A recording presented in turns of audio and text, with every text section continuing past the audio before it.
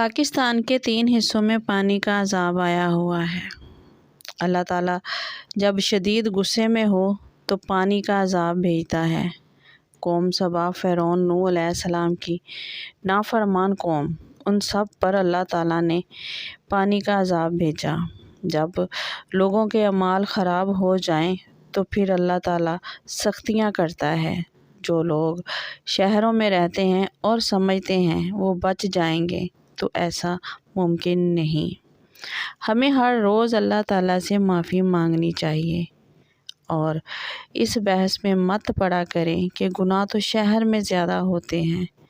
یہ اللہ تعالیٰ کو علم ہے کہ کہاں گناہ زیادہ ہوتے ہیں، کہاں اعمال خراب زیادہ ہیں۔